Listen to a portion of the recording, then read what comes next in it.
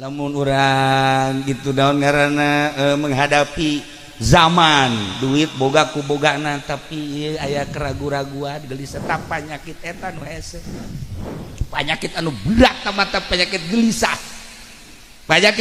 eta. Nah penyakit gelisah eta lah anu dimiliki ku jelema-jelema anu kurang yakin karena kudrat irodat Allah subhanahu wa ta'ala. Sakumaha tadi padahal geus aya fi kitabim min qabli an nabra'aha. Lah urusan kos kitu cek Gusti Allah inna zalika Allah yasir, gampang Allah. Jadi urang jadikeun itibar, jadikeun pelajaran musibah-musibah nu geus kaliwat anu keur terjadi jeung nu bakal ulah dijadikeun gelisah, ulah dijadikeun bingung. Hadapi sebab aya nu ngurusan. Urang teh mudabbar, Allah mudabbir, Allah nu ngurus, urang nu diurus. Ku teu percaya sih ka urusan Allah. Serahkeun ka Gusti Allah, tenang. Ya Allah ya Rabb. Terjadi baheula di berbagai negara corona, sarua wabah atau taun. Di Baghdad taun, di Turki taun, Mekah taun, Madinah taun, di Yordan taun, Mesir taun. Jelema sing golepak pararaeh kebingungan kabeh lantaran ieu negara geus terkuras pake nyumbang pake merean masyarakat datang ka geus teu daya teu upaya akhirna kan urusanana neangan jelema anu bisa ngadoa neangan jelema anu bisa ngadoa ieu saha anu bisa ngadoa supaya wabah leungit mimiti kiai-kiai pemerintahan diturunkan kabeh begitu nya ngadoa makin loba wabah makin ambalaya makin menjadi-jadi. Coba ya kiai organisasi mah susuganan ge Masya Allah makin ambalaya bahkan kiaina kepaeh geus kebingungan masyarakat geus kebingungan ka mana ieu cenah neangan anu manjur doana ka mana. Masya Allah teangan kabeh sugan bangsa kos kiai atau kiai gagah sarua bae ngajejes sarua ngajejes pokona sugan cenah modal kos kiai atuh kos kiai mah memang ngadoa geus modar ti heula harese. Nah ari tak kabeh daratang ka Madinah ternyata aya jelema di Madinah nu cumplang-campling kadeleuna kos lain jelema normal edan beureun ieu cenah ieu lu bisa ngadoa cek urang Madinah edan tah mah ku kami jeung geus tilok dipaelu teh jelema edan tetapi lain deui cenah ieu mah edan tapi kadeleuna waras ari ieu mah pan waras tapi edan kadeleuna kan beda hari itu edan tapi waras. Coba panggil surah seri bae jangan ngaranna geus edan ieu aya naon juga ieu ngadenge bahwa di negara kuari di unggal negara aya taun henteu cenah. Masya Allah bener edan ieu di Mesir taun, Yordan taun, Madinah taun, Mekah taun, Turki taun ngadenge henteu ieu henteu. Apa bisa tengadenge gitu? Itu tengadenge ditanya orang Madinah ieu pagaweanna naon ieu unggal poena nya nama jalulumpatana ka kuburan bae cekna asal dek dahar ka kuburan asal dek minum ka kuburan asal dek salat ka kuburan mun aya PKS mah teu jadi teh kos kitu nya da bambung anti kuburan nya mah ieu mah ka kuburan bae terus bae segala rupa ka kuburan lah. Lamun aya kuburan longsor nyana seseria hobi jasa jangan ka kuburan hobi akhirnya ditaluturkeun ku pejabat-pejabat coba nyana ka kuburan seri bener di kuburan teh kuam keom ngobrol jadi nyana jeung ahli kubur teh ngobrol tah ieu kan lamun ngobrol jeung Amin Rais mal percaya ini kos kieu kulantaran ieu mah tuh jelema bodoh kabeh atau percaya bae urang mah tapi bodoh ge urang mah bener aya nama pinter ge kurang bener urang percaya urang menyaritakeun ahli-ahli kubur bisa komunikasi jeung nu hirup. Ahli kubur roh komunikasi jeung para arwah. Ahli kubur para arwah komunikasi jeung nu hirup. Kita bisa aya cara-cara na khusus, masya Allah karim. Ya, jadi urang lamun nyaritakeun kos kitu percaya tapi hese. Nu bisana hanya jelema-jelema tertentu. Baheula atuh seperti Habib Toha almarhum, kuari beureun Habib Lutfi, Habib Ja'far, Habib Umar. Nya lamun ka kuburan kieu ya seserian. Ya. Oh iya. Ya udah, salah guru kula ajengan Imam Garut pernah kasaksian kan kula ziarah ka Gunung Haruman ngan datang ka pager doang. Oh ya salah balik deh. Masya Allah ba'da subuh poe Jumat urang mah neangan mobil datang kadinya datang ka pager hungkul kikieu balik deui. Ieu ge kitu tah. Heun jarah teh. Iya. Oh iya. Nu kaluar naon? Iya maksud kos kieu ya horenganan nya minta info pakong. Teu beres. Gitulah para jamaah. Jadi jana orang bisa komunikasi jeung ahli kubur. Ya Allah ya Rob. Kulantaran katingalina manehanana ieu terus ka kuburan, asal dahar ka kuburan, asal minum ka kuburan, salat ka kuburan heula tapi salatna mah henteu di kuburan. Cumplang camping ditanya sebab unggal poe nu paraeh taun loba. Akhirna ditanya nu sabenerna ai maneh ka kuburan naon.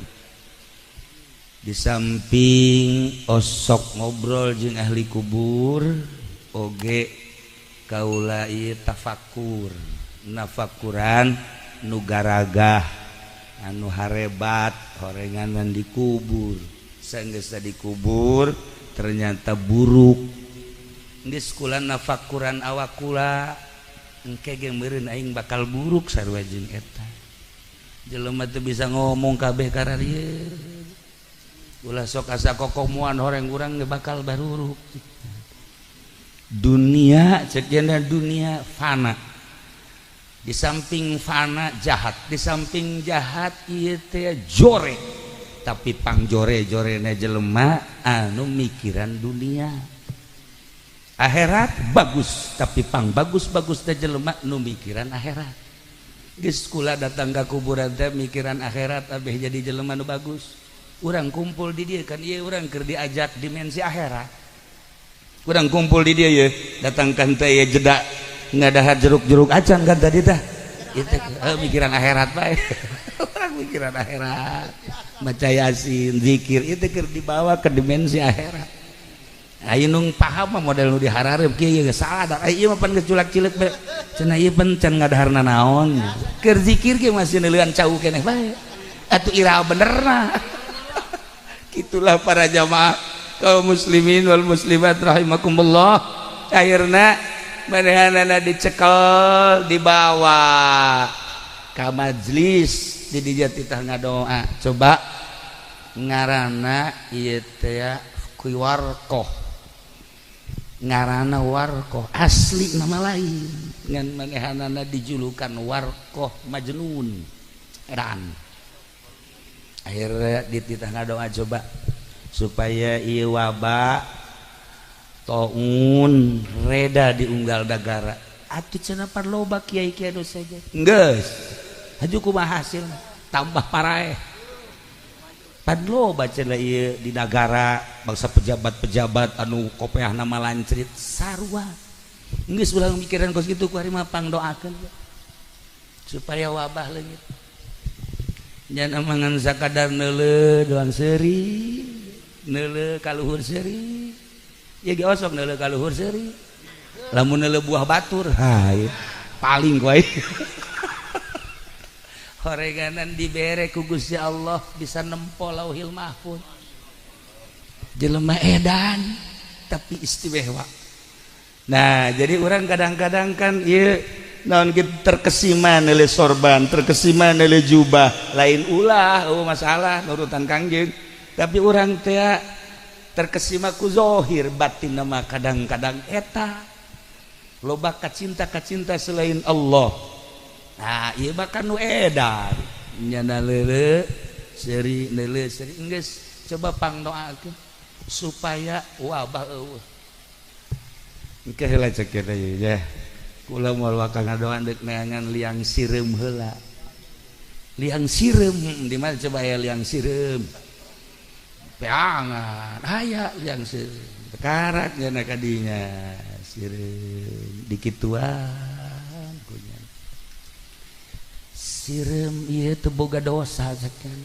Manjuran sireum doana daripada urang. Geus ulah loba omong cak masyarakat ieu beuki paraeh jelema. Hayu geura ngadoa.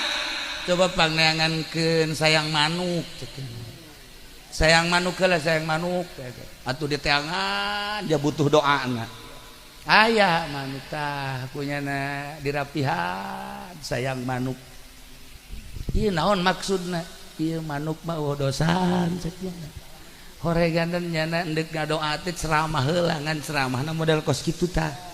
Sireum mah kajen kukumaha ge balikna ka liang deui. Tilok nyasab tapi jelema makan nyasab. Manuk kajen apak-apakan ka mamana ge tetep bae balik neuleuh anak. Ieu anak ke dinyeleung-leuman aya tah eueuh. Tah masyaallah cak masyarakat tah ieu ku gara-gara teu bisa balik wabah datang. Ku gara-gara manuk teu bisa balik ieu wabah datang. Jadi berarti taun wabah eta adalah nasihat ti Gusti Allah ketika geus teu bisa dinasehatan ku Al-Qur'an. Ketika teu bisa dinasehatan ku hadis Kangjeng Nabi, ketika teu bisa dinasehatan ku para ulama-ulama. Eueuh deui cak Allah, ieu mah kudu dianggeuskeun aing. Tek. Hadis Bukhari geus aya. Jeung hadis-hadis tu lainna insyaallah engke ku urang bahas ieu mah ngan sakadar wabah masalahna wake aya tetep urang kudu naon kitu ngaranna kudu waspada walaupun aya buatan-buatan jeung aya muatan-muatan urusan manehana tapi nu jelas wabah aya ya terutama di luar negeri ku urang katingali. Dah di dia kan buatan loba oh masalah urusan manehanana nu penting urang tetep waspada. Akhirna eta nu edan ngadoa. Ngadoana mah jasa etik. Urang ge bisa doa eta teh. Allahu latifum bi ibadihi yarzuqu may yasha. Sakitu ditambah ku Allahumma kshif annal bala. Sakitu doang. Allahumma arham ummat Sayyidina Muhammad sakitu doa. Doa teh para redek jeung urang ge bisa. Urang ge bisa. Eta geus sallallahu alaihi wasallam Muhammad wa ala alihi wasallam alhamdulillahirabbil alamin. Eta kontan di unggal nagara taun mengurang. Taun mengurang. Beuki saeutik nyanana lumpat ka gunung. Embung besi ditah ngadoa deui. Ai tadi mah kan cek adik kula ngadoa. Murid jeung guru. Ari nyana mah embung ngadoa. Ai urang mah pan model ieu bagesa nu ngadoana bejakeun aing. Wah budak. Jadi nyana mah lamun ngariung teh geus daftar sorangan doa saya. Bae masuk. Tah ieu teh kiai nu kos kieu nu kiai bloon ye. Jadi geus pesen ti heula. Masya Allah. Ieu geus sakieu ku kula geus nasehatan bae mun teu dinasehatan wallahu alam. Ya Allah ya gitulah geus aya beureun 2 poe 3 poe seminggu alhamdulillah tapi masih keneh aya keneh geletuk-geletuk di unggal nagara anu besi keneh kena taun diteangan kan manehanana diteangan aya nyana di gunung keur kieu bae nyana tetep bae edanan bae kos kitu akhirna dititah ka kota deui ka kota Madinah kita ngadoa deui lantaran encan beres di Madinah masih keneh aya anu paeh ngadoa deui ya Allah ngadoa terakhir nama pendek luar biasa tapi etalah wali Allah nya pendek doana urang ai ngariung teh ngariung terakhir teh doana nu kumaha Allahumma na lamun terakhir ngadung alhamdulillah terus ngarek amin amin amin Allahumma naon ya Allah ajak bege urang geus beda sallallahu alaihi wasallam alhamdulillahirabbil alamin terus amin amin amin Allahumma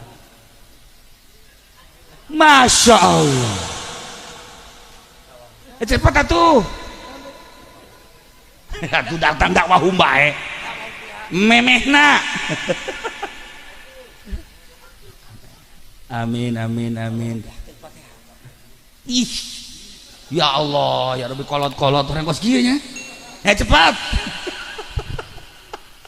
ayo cepat daon ingetan teu tuh kan atuh boro-boro titah ngadoa ya nama nu diapalkeunana doa berkat mah amin amin amin terus gimana Allahumma masya Allah farid ya farid ya farid alhammi wa ya kashifal ghammi tah kan ingat tuh aja maksud ieu jelema jangan masuk tengah jelema aya geus bejaan we ka harat nah ngadoanya na ka harat nya ngan sakitu doang Allahumma ya farijal hammi wa ya kashifal ghammi ya man li abdihi yaghfir wa yarham ya dafi'al balaya Allah dafi'al balaya rahman dafi'al balaya rahim da'wahum fiha subhanakallahumma wa tahiyyatuhum fiha salam wa akhiru da'wahum alhamdulillahi rabbil tak kontan selesai dok akhirna mah lain eta nu dimasalahkeun nyana jadi pertanyaan kok doa-doa nu sejen ieu teu dijabah ai nyana doana eta keneh haju bararisa kabeh kok diijabah nya ditanya ku kabehan ieu bisa diijabah naon ieu rahasiana bisa datang ka pohara jasa nyana teu daekeun ngajawab akhirna ku sebab didesek nah ieu jawabanana ulah hayang nanaon cenah di jero hatena pan ieu mah ngariung ge boga ka hayang kan ieu ngariung garu hayang naon ieu berkat tuh kan enggak siap ulah balik lah di dia bae datang ke 7 nah habak itulah para jamaah kaum muslimin wal muslimat rahimakumullah ibadah teh urang ngaji bababari deuk ngaji tafsir deuk ngaji hadis deuk ngaji usul fikih gampang komo boga otak horeng nu hese mah ulah hayang selain Allah gitulah para jamaah kaum muslimin wal muslimat rahimakumullah ketika geus eueuh nanaon di jero hate maka doa diijabah ketika ngadoakeun saha bae langsung dikabul ku Gusti Allah ngadoa kadu hirup ngadoa kanu maot ngadoa ka mamana bae ieu doa sangat didengi ku Gusti Allah hanya jelema-jelema anu teu hayang nanaon iwal ti Allah nu diijabah doana ku Gusti Allah tinggal ku ari urang tanya ka awak urang sorangan he awak ai sia si aya teh dipake ka resep selain Allah tah jero hate tanya aya salian Allah dipake ka resep naon tuh bujur anak buah Haji Agus mah kos karya kabeh ya emang bangsa karya kabeh itu kos karya masya Allah nah tanya awak urang ketika orang hudang peting jam 1 jam 2 mandi setelah mandi wudu sholat geus teu kudu maca Quran teu kudu zikir teu kudu tanya awak aya selain Allah nu dipake ka resep ku anjeun ngabadeg deui bae horengan ka katuh ge sarua bae horengan tai eta nu hebat bae ibadah mah maca Quran mah loba nu bisa zikir kitu kene tasbih kitu kene ambalaya datang ka parga tasbih ge nu hebat lain eta tanya awak urang awak jiwa aya eueuh nu dipake ka resep selain Allah hayu arahan penting ka hiji penting ka dua penting ka tilu terus kurangi engke lain langkah-langkahna lain ketika jelema geus berat ka Allah bakal berbeda ja dunia mah cak Allah teh cak Allah khalaqtu dunya ilaika ayeun dunya jang sia tapi khalaqtu ka li ayeun sia jang aing pimaksudna eta bahasa hakikat dunia ku aing dijieun jang sia geus diwilah-wilah sia mangan sakadar wayang dagang nang aing nguntungkeunana tani nang aing ngaberesanana jeung nguntungkeunana sagala rupa nang aing ketika ku aing dicabut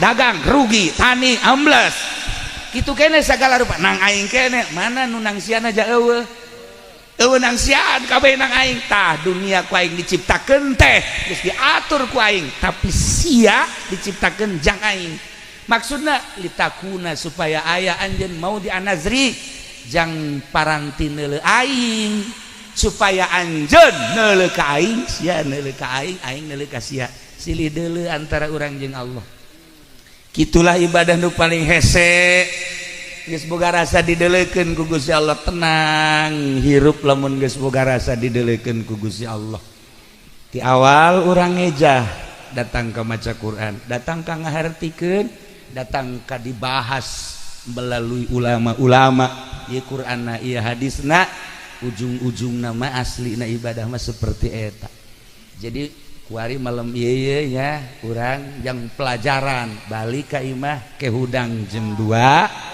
mandi langsung WA-an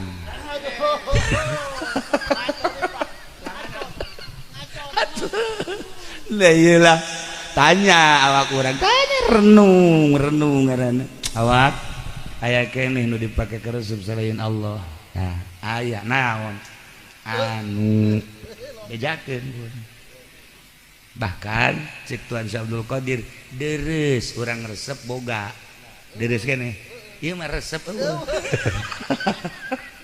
nah kembali deui lamun urang loba ka resep eueuh lamun urang loba ka resep aya urang loba ka resep eueuh ieu tah panyakit nu tadi teh penyakit gelisah engkena urang boga penyakit was-was gelisah kieu beta ngalamun kulantaran Al-Qur'an geus ngajelaskeun iza jaa ajaluhum la yastakhiruna sa'ata wa la yastaqdimun teu bisa geus ala teu bisa atuh jadikeun pelajaran ka urang teu bisa dituker teu bisa diojol teu bisa ditorog atuh sing sadar urang bakal kagiliran di mana geus kagiliran teu bisa mundur sasiku maju sajengkal pas waktu eueuh masalah urusan maut tapi nu bermasalah sabada maut sakumaha malaikat Jibril ka Kangjeng ikmal ya Muhammad masyita los Muhammad bejakeun ka umat anjeun endek migawe naon suaka daek endek migawe naon suaka hayang masyita los urang Cikarang dek main remi be hatu antep ke dek main gapleh be los ndek hayo naon hayo ulang dia nu ngajawabna jah urang dia nu ngalakukeunna dek gajablay los sakadaek los imal nasyita los silahkeun tetapi cek malaikat Jibril Muhammad bejakeun ka umat fa innaka majziyun amal-amal perbuatan urang bakal dibales moal aya saeutik henteu dibales besi nungtut urang Cikarang di dieu Gusti pan eueuh ieu pagawean mabok abdi mana dituntut di akhirat di jero kuburan eueuh ieu mabok eueuh main remi eueuh ieu main gaple eueuh aya kabeh bahkan salat nu teu khusyuk eueuh tah ya jadi urang ongko cek malaikat Jibril los maneh migawe sakadaek tapi awas ke pagawean bakal dibales. Urang onam nu ngarora pagawean teu sabar haisi kolot jauhis di selain di dia jago suwisan. Ayo pagawean aja urang ge nyaho nu beneran. Komo kerjaman di Jakarta mah malingnya na, nipunya na, ngebohongnya na. Duk wari ge barang balik jadi teruskeun tama istiqomah. Tah, iya. Normal. Nah, iyalah. Mengenang masa hidup almarhumah ketika diajak ku Pak Haji Agus ka Cilongok, terus makin deket makin akrab. Milu saha anu geus pernah ziarah ka Imam Bukhari, lain jelema sambarangan dipanggil ku Imam Bukhari kasaksian ku anjeunna hese dek asupna ge mun lain urang Indonesia gitu sambarangan.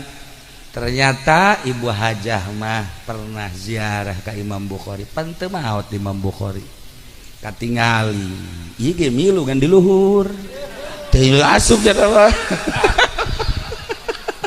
Begitu dek asup ku penjagana jangan yang ini mah. Teu bisa asup. Nyahun meureun urang ditu ge beungeutna lain deui mah. Ya Allah ya Rabb. Masya Allah karim nya saha anu geus ziarah ka aulia sab'ah kelas dunia.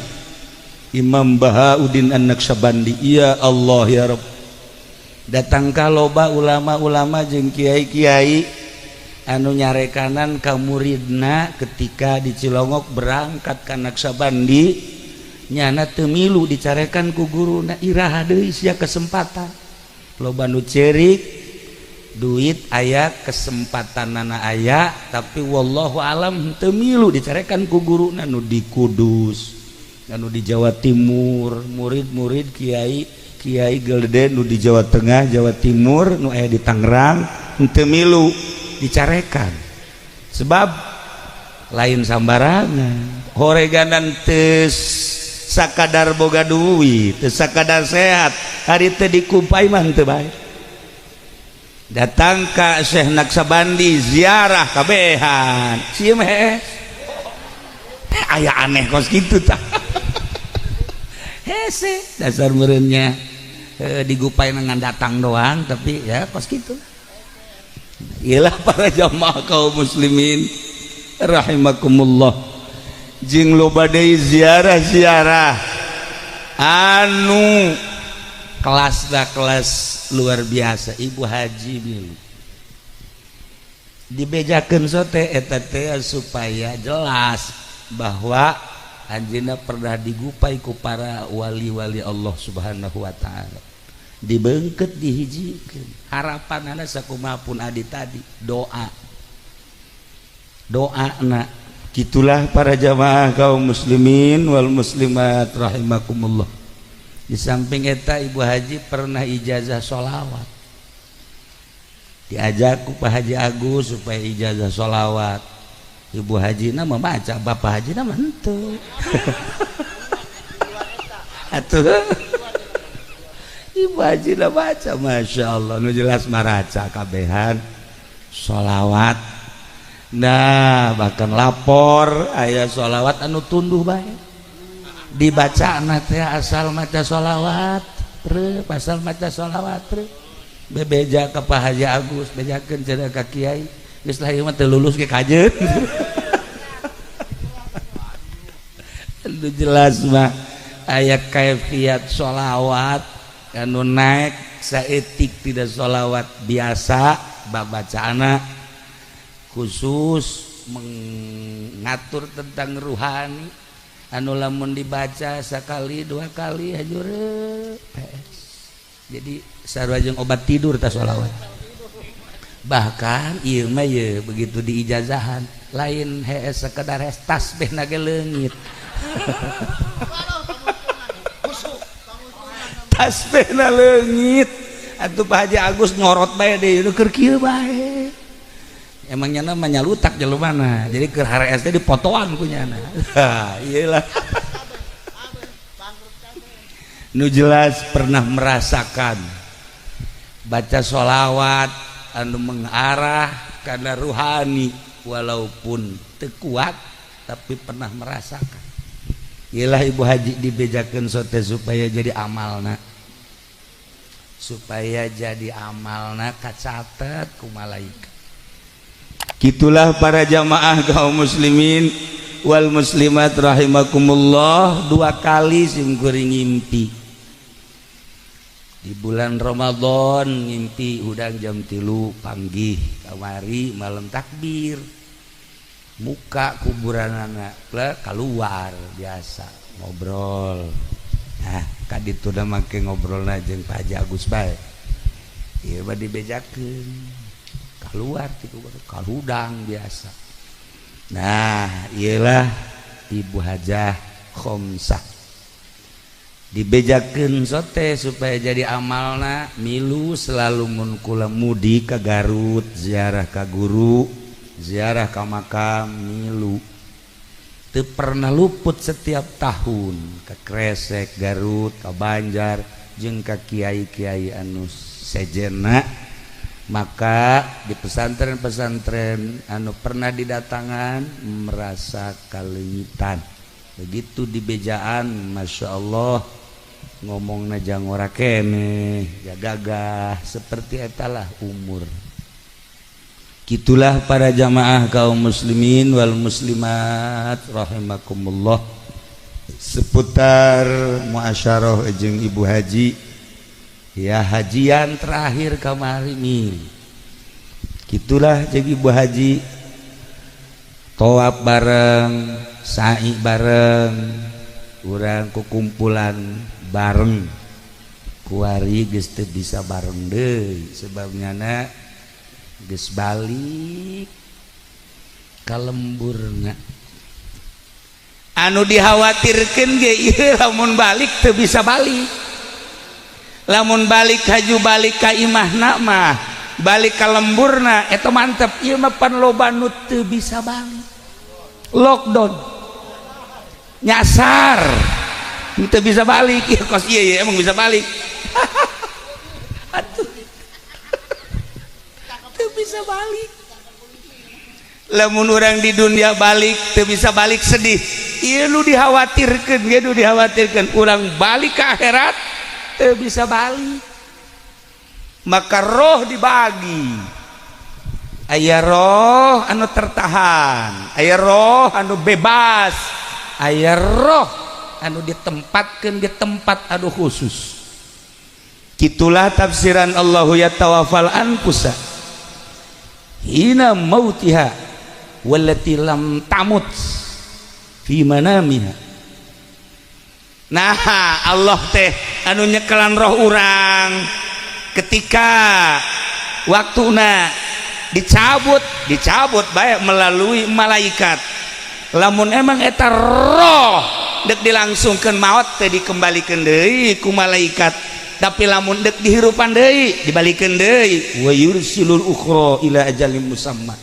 urang kuari maot keluar asupkeun deui ku malaikat maot deui hees maksudna asupkeun deui hudang deui nah iyalah roh nu matak dibagi sababaraha dimensi roh teh aya roh anu tertahan roh anu teu bisa balik tetep bae kukuli bekan bae nyana di dieu kukuli bekan di dunia roh anu berat karena dunia berbau akhirat teu bisa balik lamun terus-terusan nyana cicing di dunia cintana dunia neangana dunia geus bae tumpuanana dunia roh bakal tertahan teu bisa balik ka ditu naudzubillah min dzalik wa min dzalik nah ieu si hade ta urang besi kos kitu eta saha eta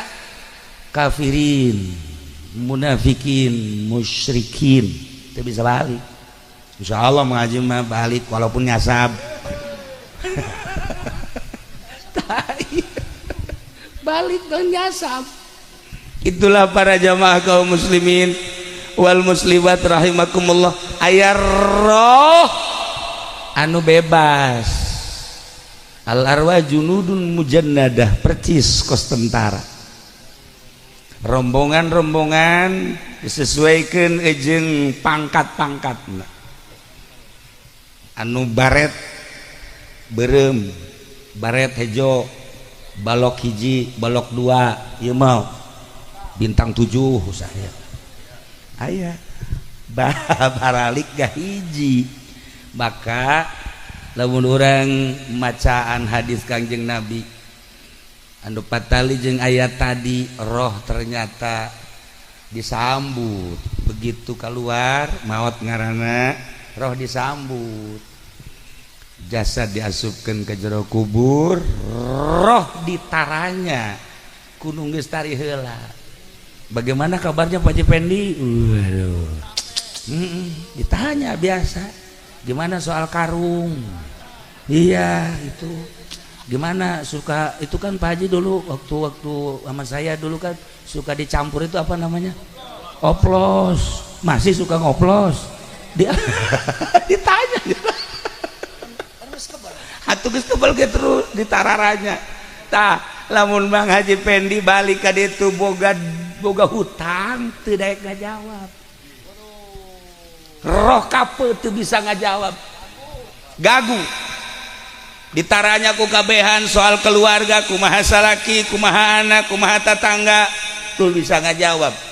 Kumaha soal perusahaan, kumaha soal muasyarah, ditanya kawauh teu bisa ngajawab lamun mayitna boga hutang. Mangkaning kapan kuari meueun teu boga hutang. Kabeh boga hutang. Ieu kadeleuna ieu tarangna tarang merengked kabeh. Puluhom. Hutang itu bisa ngajawab. Pada Kangjeng Nabi membung nyalateun. Man huwa sahaya fulan kumaha ieu boga hutang apa henteu? Boga. Lanjut cek Kangjeng Nabi. Pelajaran diiring deui sukna aya deui mait saya fulan bin fulan kumaha boga hutang teu? Boga. Lanjut.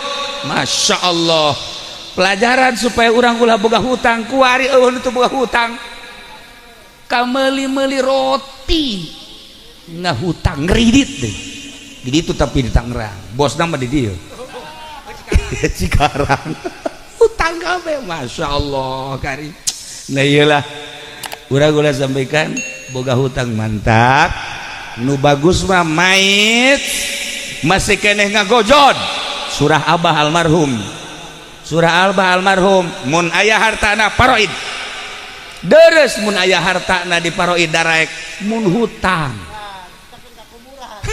tapi lamun hutang mah hari gitu mah di paroid siap siap kan, tapi lamun hutang usaha alhamdulillah aya 5 miliar hutang 10 miliar kan kuari bakos karari itu. Talamun ngagojod kene makan si kakakna sadar aing menang ngasabar atuh mayaran hutang emak, mayaran hutang abah kan sadar. Nu hebatna deui surah Abah masih hade lamun mait nu maotna pamajikan ulah waka dikubur salakina kawinkeun heula. Amin. Mantap jasa. Amin kosul laku sia. Eta Abah nyurah kadedengekeun keneh bae. Pohara luar biasa. Jadi mait dikubur salaki geus teu kaleungitang. Lain menang kudu lamun laku. Atunya no parah datang ka kuari gimana? Geus kukula ditinggalkeun di Cikarang. Nya, ieu tinggalkeun diwakafkeun ka dilah geus pokona. Sugan we aya rangda umur 77 lah. Nah, gitulah para jamaah kaum muslimin wal muslimat rahimakumullah, aturan agama seperti eta di urang geus teu dipake asing. Bahkan loba nu ngomong boh cenah keterlaluan amat sih.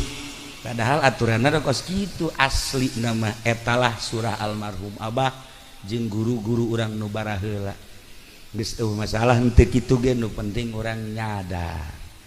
Para jamaah kaum muslimin wal muslimat rahimakumullah, urang ayeuna hirup di tengah-tengah wabah geus kadenge ku urang aya banjir tahunan Jakarta istiqomah aya tiris anu berlebihan paraeh panas berlebihan paraeh sarua bae kemudian gempa paraeh angin beliun paraeh sarua bae kalaparan di luar negeri paraeh iyalah musibah kuari urang ngadenge bahkan neuleuh langsung pemandangan di Cina, di Amerika, di Italia, di berbagai negara, bahkan di negara urang alhamdulillah aya virus. Padahal kamari urang di Mekah meulian virus.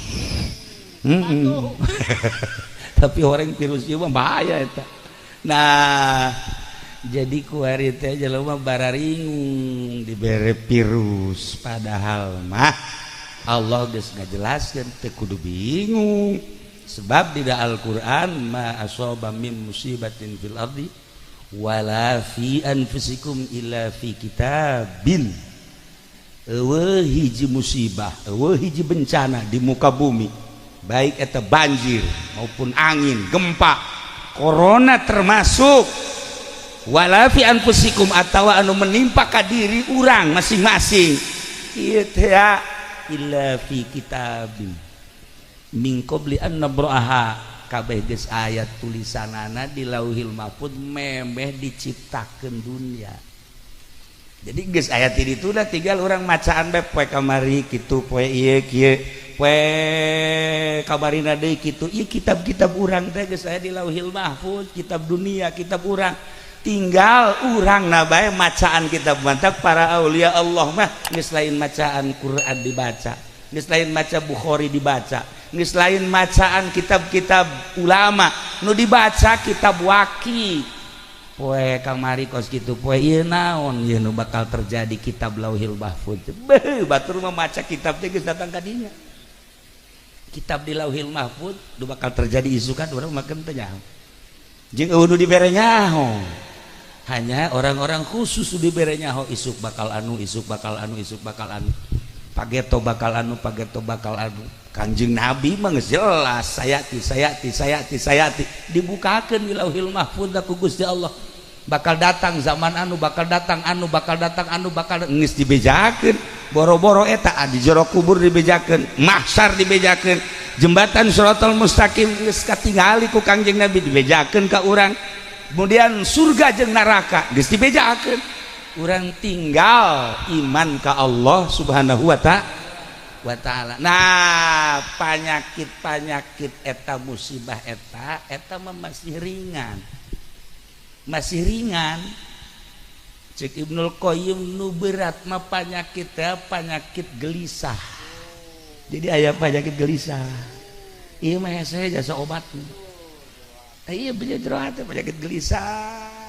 Dahar sakitu jeung opor karasana ya jeung tempe. Gelisah. Neuleuh awewe gelis kadeleuna kolot. Neuleuh nu kolot kadeleuna ngora.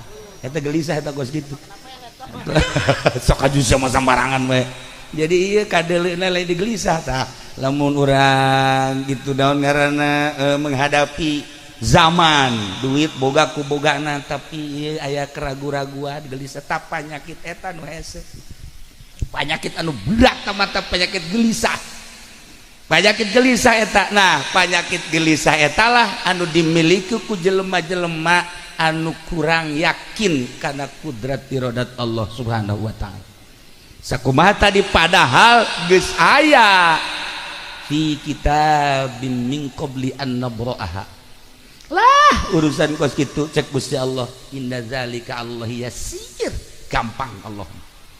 Jadi urang jadikeun itibar, jadikeun pelajaran musibah-musibah nu geus kaliwat anu keur terjadi jeung nu bakal ulah dijadikeun gelisah, ulah dijadikeun bingung. Hadapi sebab aya nu ngurusan. Urang teh mudabbar, Allah mudabbir, Allah nu ngurus, urang nu diurus. Ku teu percaya sih ka urusan Allah. Serahkeun ka Gusti Allah, tenang. Ya Allah ya Rabb, terjadi baheula di berbagai negara corona sarua wabah atau taun di Baghdad taun, di Turki taun, Mekah taun, Madinah taun, di Yordan taun, Mesir taun, jelema sing golepak pararaeh kebingungan kabeh lantaran ieu nagara geus terkuras pakai nyumbang pakai merean masyarakat datang ka geus teu daya teu upaya akhirna kan urusanana neangan jelema anu bisa ngadoa neangan jelema anu bisa ngadoa ieu saha anu bisa ngadoa supaya wabah leungit mimiti kiai-kiai pemerintahan diturunkeun kabeh begitu nya ngadoa beuh makin loba wabah makin ambalaya makin menjadi-jadi. Coba ya kiai organisasi mah susuganan ge masya Allah makin ambalaya bahkan kiai na kepaeh geus kebingungan masyarakat geus kebingungan ka mana ieu cenah neangan anu manjur doana ka mana masya Allah teangan kabeh sugan bangsa kos kiai atau kiai gagah sarua apa yang ngajejes sarua ngajejes pokoknya sugan cenah modal kos kieu atuh kos kieu mah memeh ngadoa geus modal ti heula harese nah harita kabeh daratang ka Madinah ternyata aya jelema di Madinah nu cumplang-campling kadeleuna kos lain jelema normal edan beureun ieu cenah ieu lu bisa ngadoa cek urang Madinah edan tah mah ku kami jeung geus tilok dipaelu teh jelema edan tetapi lain deui cenah ieu mah edan tapi kadeleuna waras ari ieu mah pan waras tapi edan kadeleuna kan beda hari itu mah edan tapi waras coba panggil surah seri bae cenah ngaranna geus edan ieu aya naon ceuk ieu ngadenge bahwa di negara kuari di unggal negara aya taun henteu ceuk masya Allah bener edan ieu di Mesir taun Yordan taun Madinah taun Mekah taun Turki taun ngadenge henteu ieu henteu apa bisa teu ngadenge gitu henteu teu ngadenge ditanya urang Madinah aya pagaweanna naon ieu unggal poena nya nama jalulumpatana ka kuburan bae cekna asal deuk dahar ka kuburan asal deuk nginum ka kuburan asal deuk salat ka kuburan mun aya PKS mah teu jadi teh kos kitu nya da bambung anti kuburan nya mah ieu mah ka kuburan bae terus we segala rupa ka kuburan lah lamun aya kuburan longsor nyana seseuria hobi jasa jangan ka kuburan hobi akhirnya ditaluturkeun ku pejabat-pejabat coba nyana ka kuburan seuri bener di kuburan teh kuam keom ngobrol jadi nyana jeung ahli kubur teh ngobrol tah ieu kan lamun ngobrol jeung Amin Rais moal percaya ini kos kieu kulantaran ieu mah jelema bodoh kabeh atau percaya bae urang mah tapi bodoh ge urang mah bener aya nama pinter ge kurang bener urang mah percaya urang mun nyaritakeun ahli-ahli kubur bisa komunikasi jeung nu hirup ahli kubur roh komunikasi jeung para arwah ahli kubur para arwah komunikasi jeung nu hirup kita bisa aya cara-carana khusus masya Allah karim nya jadi urang lamun nyaritakeun kos kitu percaya tapi hese nu bisana hanya jelema-jelema tertentu baheula atuh seperti Habib Toha almarhum kuari bareud Habib Lutfi Habib Ja'far Habib Umar nya lamun ka kuburan kieu seserian ya oh iya ya udah salah guru kula ajengan Imam Garut pernah kasaksian kan kula ziarah ka Gunung Haruman ngan datang ka pager doang oh ya salah balik deh masya Allah ba'da subuh poe Jumat urang mah neangan mobil datang kadinya datang ka pager hungkul kikieuan balik deui ieu ge kitu tah heuh jarah teh iya oh iya nu kaluar naon iya paksa do kos kieu ya horenganan nya minta info pakong teu beres gitulah para jamaah jadi nya orang bisa komunikasi jeung ahli kubur ya Allah ya Rob kulantaran katingalina manehana ieu terus ka kuburan asal dahar ka kuburan asal minum ka kuburan salat ka kuburan heula tapi salatna mah teu di kuburan cumplang camping ditanya sebab unggal poe nu paraeh taun loba akhirna ditanya nu sabenerna ai maneh ka kuburan naon di samping osok ngobrol jeung ahli kubur oge kaula ieu tafakur nafakuran nu garagah anu harebat horenganan dikubur sanggeus dikubur ternyata buruk geus kula nafakuran awak kula engke ge meureun aing bakal buruk sarua jeung eta jelema teu bisa ngomong kabeh kararieu ulah sok asa kokomuan horeng urang ge bakal baruruk dunia cekna dunia fana di samping fana jahat di samping jahat ieu teh jore tapi pang jore-jorena jelema anu mikiran dunia akhirat bagus tapi pang bagus-bagus teh jelema nu mikiran akhirat geus kula datang ka kuburan teh mikiran akhirat abeh jadi jelema nu bagus urang kumpul di dieu kan ieu urang keur diajak dimensi akhirat urang kumpul di dia ya datangkan teh jeda ngadahar jeruk-jeruk acan kan tadi tah itu mikiran akhirat bae orang mikiran akhirat maca yasin zikir itu keur dibawa ke dimensi akhirat ayeuna nu paham mah model nu diharareup kieu geus salah da ieu mah pan geculak-cileuk bae cenah ieu pan can ngadaharna naon keur zikir ge masih neuleun cau keneh bae atuh iraha benerna gitulah para jamaah kaum muslimin wal muslimat rahimakumullah akhirna manehanana dicekel dibawa ka majlis di dieu titah ngadoa coba ngaranna ieu teh warqah ngaranna warqah asli nama lain ngan manehanana dijulukan warqah majnun edan akhirnya di titah ngadoa coba supaya ieu wabah taun reda di unggal dagara atuh cenah pan loba kiai-kiai anu saja geus haju kumaha hasilna tambah paraeh pan loba cenah ieu di nagara bangsa pejabat-pejabat anu kopeahna malancrit sarua geus ulah mikiran kos kitu ku ari mah pangdoakeun supaya wabah leungit nya mangan sakadar neuleuh doang seuri neuleuh kaluhur seuri ya ge osok neuleuh kaluhur seuri lamun neuleuh buah batur hai paling wae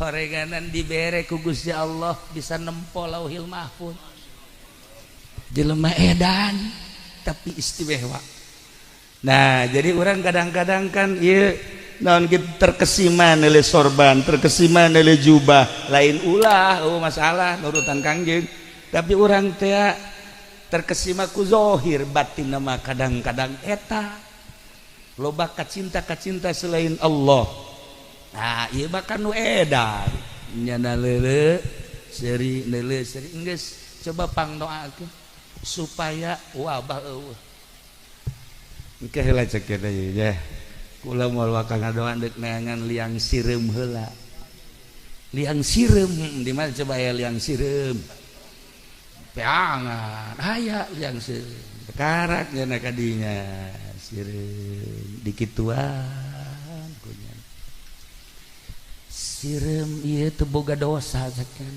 manjuran sireum doana daripada urang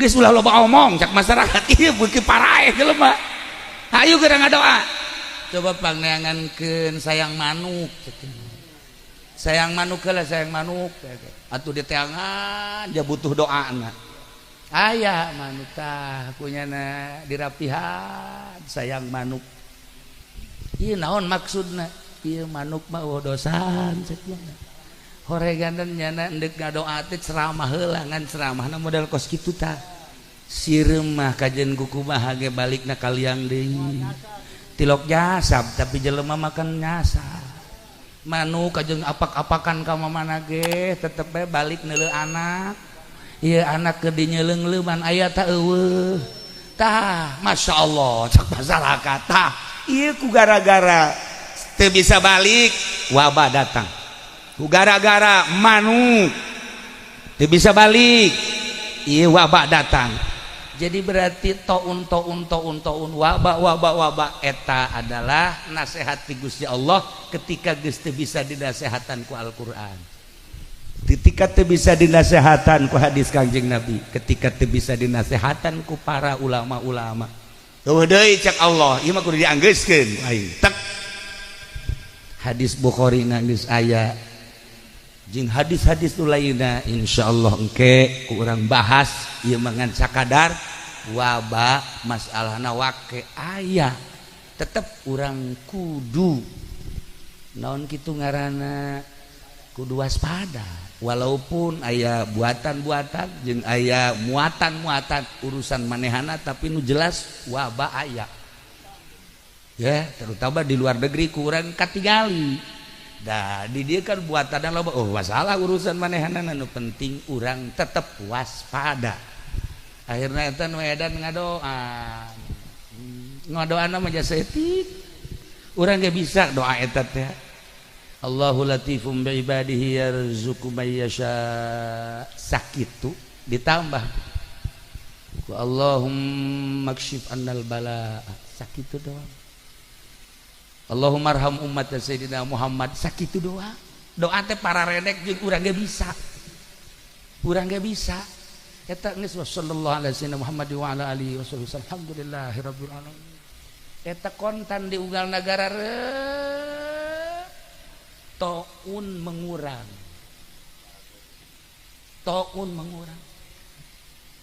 beki saeutik nyanana lumpat ka gunung embung besi ditah ngadoa deui.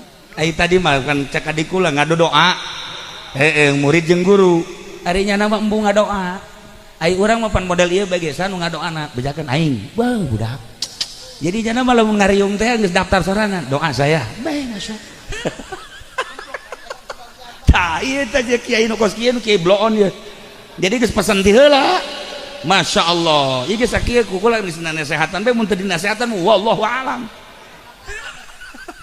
Ya Allah ya gitulah geus saya beren 2 poe 3 poe seminggu alhamdulillah tapi masih keneh aya keneh geletuk-geletuk di unggal nagara anu besi keneh kena taun di teangan kan manehanan di teangan aya nyana di gunung keur kieu bae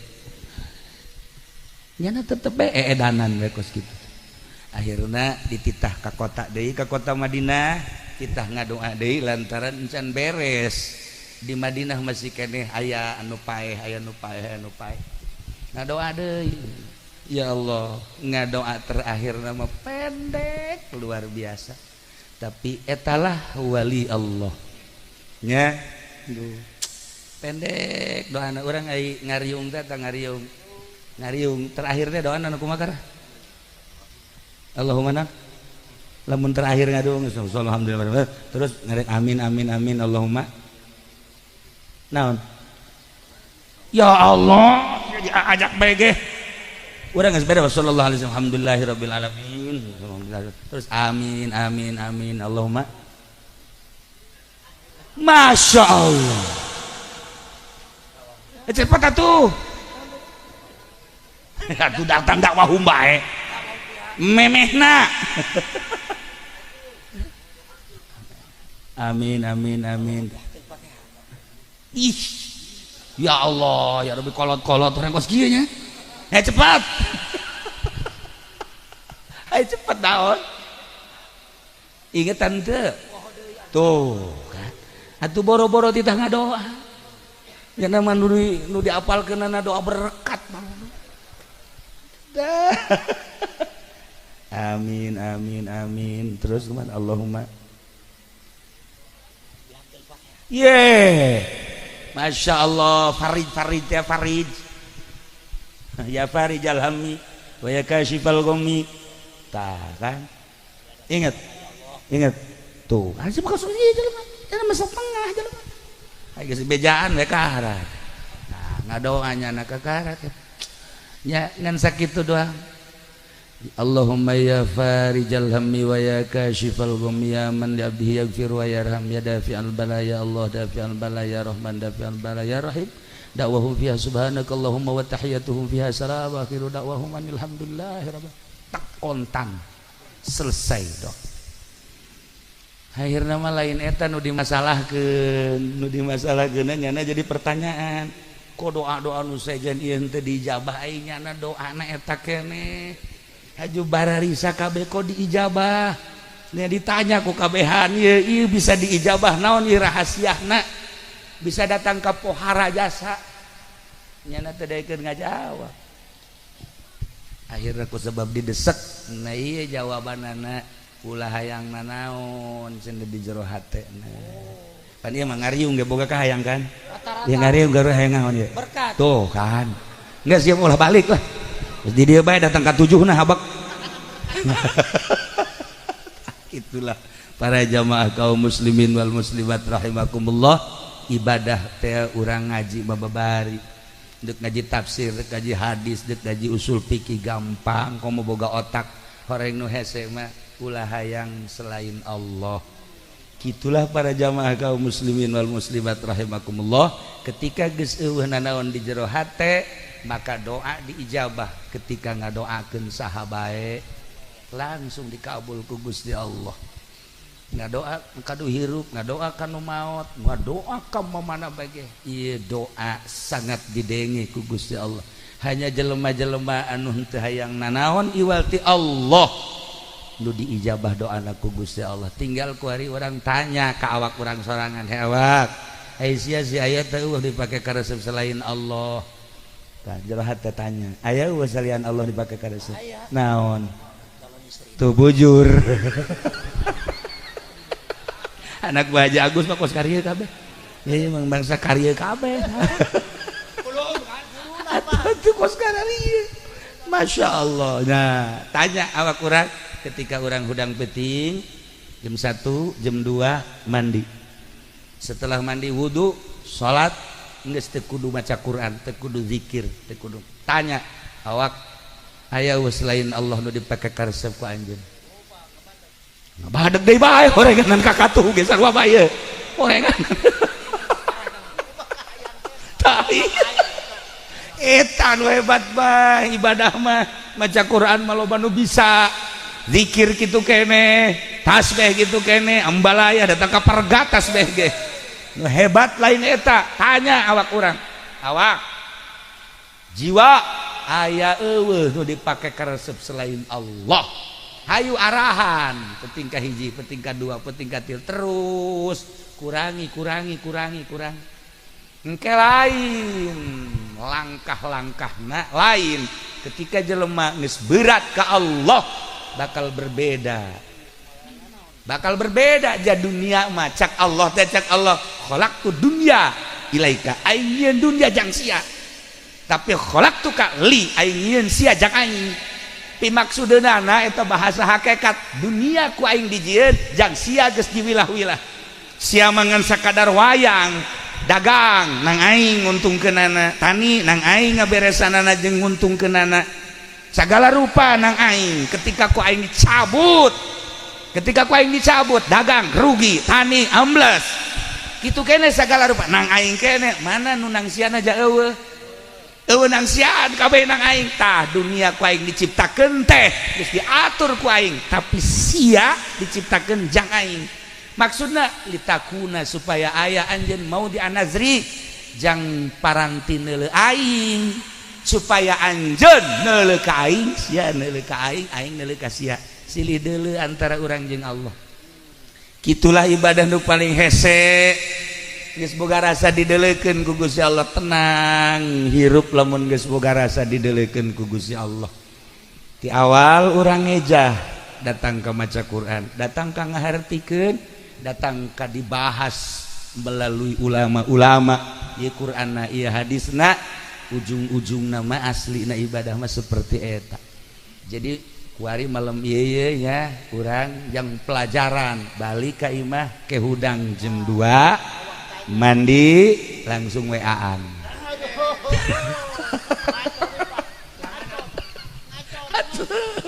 Lah iyalah tanya awak urang tanya renung ngaranna awak aya keneh nu dipake keresep selain Allah.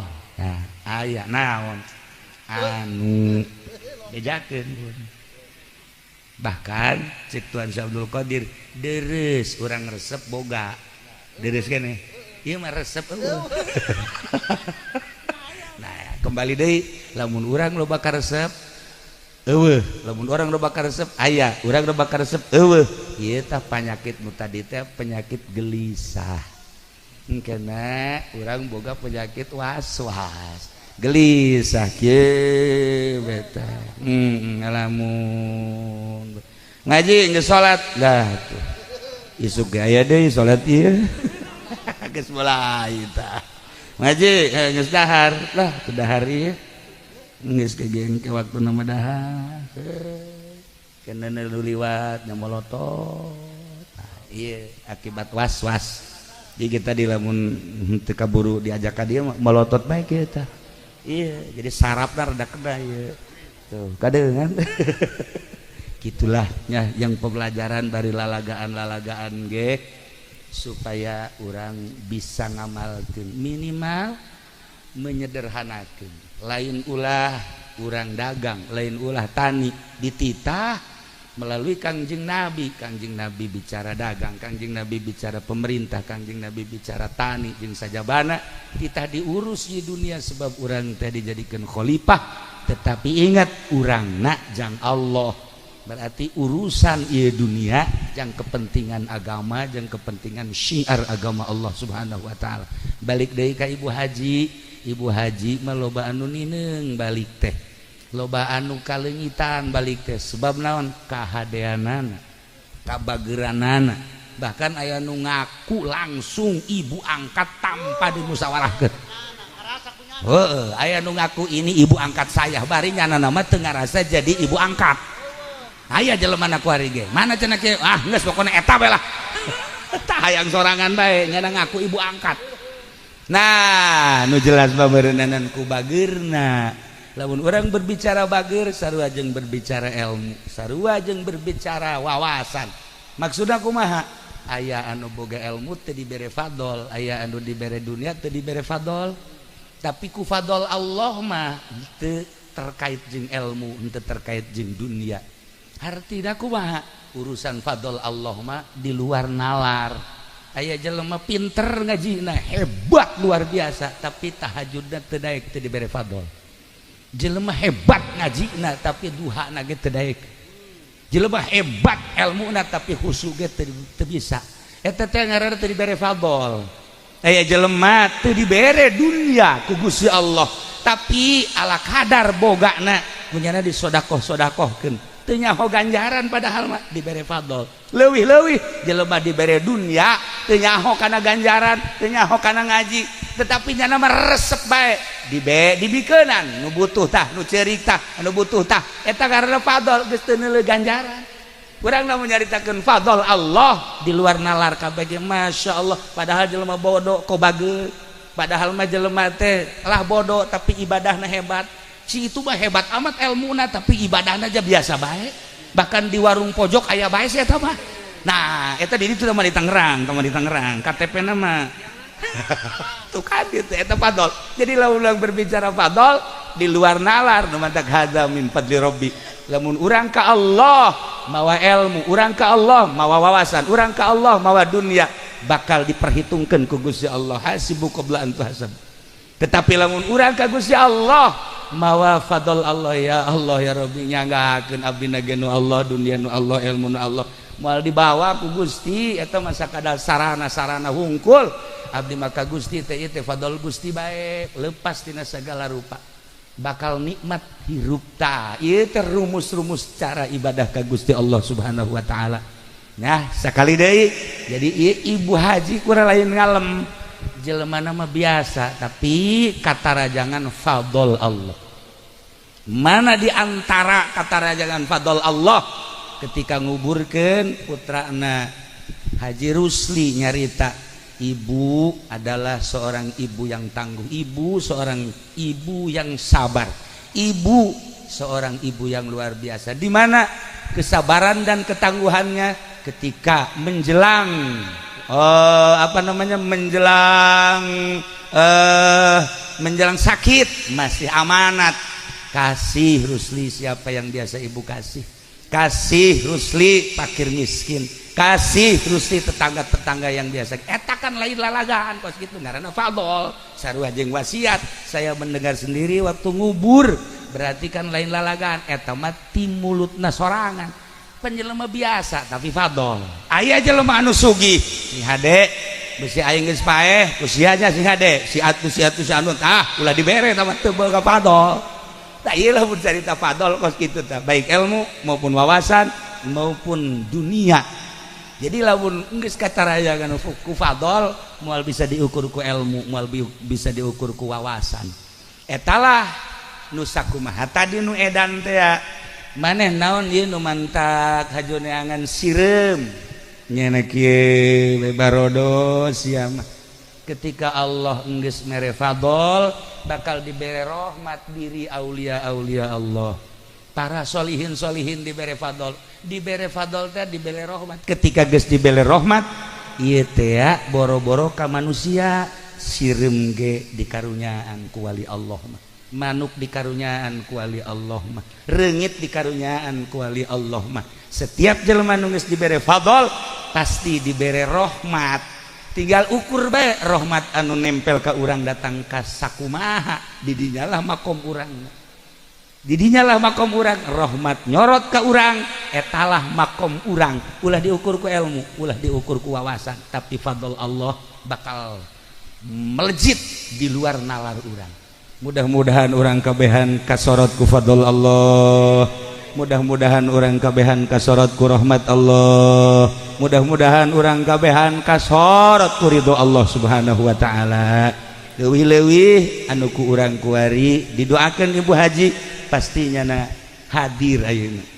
Nyana hadir ieu teh kuari teh hadir lain lalagaan. Ya, mayit eta ketika maut kemudian dikubur rohna 40 poe terus-terusan diimah sampai subuh ke kuburan deui. Ke menjelang maghrib jam 5:30 nyana datang deui ka imahna neuleukeun aya saha. Selama terus ditahlilan jeung diajikeun henteu 40 poe terus sampai 100 nyana datang menjelang maghrib, nyana datang terus peuting aya ke subuh balik deui ka kuburanan. Seperti etalah cerita tentang seputar ruh, walaupun macam-macam di antaranya seperti eta. Malam ieu Ibu Haji aya lamun anu bisa memaca surat idza syamsu kuwirat wa idzan nujumun kadarat jeung walaili idza yagsha, dihususkeun cara macana, dihususkeun cara macana engke bisa ka ambe, bisa ka deuleu, bahkan bisa ngan eta kos kitu lain sambarangan. Surat nama eta keneh, tetapi cara napas jeung sajabana. Mantak kula mah inget ka Abah, ai tas aya anu maot teh kieu be di dapur tah. Bagus tah mang anu maot. Cikula teh kanyahoan bagus. Teh rencananya ke aya deui nu maot misalna. Si eta karunya amatnya cenah maot. Aya nu digerokeun bapakna anakna supaya disodakohan. Kubila dieuna ke kitu we asal tas galateun we. Waduh. Kurang bagus. Akhirnya nanyakan, itu sih bisa kanyahoan ke si kumaha, tidak ngajawab, dari dia hese tuh nyambung roh, mapan orang mah nyambung, najeng apaan sa, itu mah nyambung orang mah tuh, tak kok masih mau jeng beat, nyambung nah, gitulah orang kalau berjaritakan seputar roh resep, lantaran di diri orang aya roh, ketika orang jaritakan bisa komunikasi ya resep, lantaran orang teh ya bakal cuman eta balain sambarangan. Surat mah seperti eta ngan cara-cara na nu hese ieu mah sekedar bahwa kula jaritakeun aya lah almarhumah di dieu nempoeun ngana saha jeung kumaha sakali dia orang doakan mudah-mudahan dosa da dihampura ku Gusti Allah dengan fadl Allah jeung rahmat Allah Subhanahu wa taala. Urang mudah-mudahan nu hadir di dia husnul khotimah. Keluargana mudah-mudahan ku Gusti Allah dibere salalabar, dibere tawakal, dibere bisa nuturkeun sepak terjang ibuna. Umil Quran Al-Fatihah.